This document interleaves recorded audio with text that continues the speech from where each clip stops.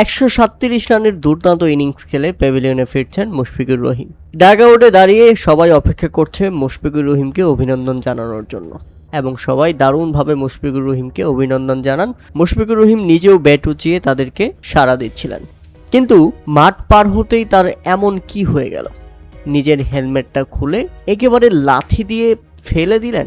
হেলমেটে এভাবে শট করার কি দরকার ছিল? রীতিমতো বিব্রত হয়ে গেছে সবাই, হা হয়ে তাকিয়েছিল মুশফিকুর রহিমের দিকে। কেন তিনি এমন মেজাজ দেখালেন? আসলে কারণটা কি? এমন সম্মানজনক মুহূর্তে ওপেন ক্যামেরায় মুশফিকুর রহিম শেষ মুহূর্তে যে কাণ্ডটা করেছেন সেটা নিশ্চয়ই বিতর্কিত। হ্যাঁ, মুশফিকুর রহিমের আক্ষেপ থাকতেই পারে, কিন্তু তিনি তো আউট হয়েছেন। তিনি 150 রান করবেন বলেই বাংলাদেশ ডিক্লেয়ার করছিল না, কিন্তু তিনি তো সেটা পারেননি, ব্যর্থ হয়েছেন।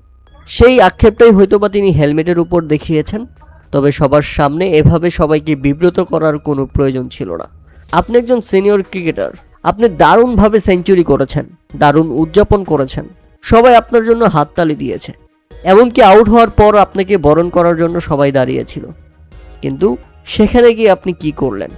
রীতিমতো সবার মুখের উপর লাথি মেরে দিলেন। ব্যাপারটি সত্যি দুঃখজনক ছিল। হ্যাঁ, আক্ষেপ থাকতেই পারে যে আর মাত্র 13 রানের জন্য 150 করা হয়নি, তবে এটা কোনো ম্যাটার নয়। বাংলাদেশ আরও আগে ডিক্লেয়ার করতে পারত।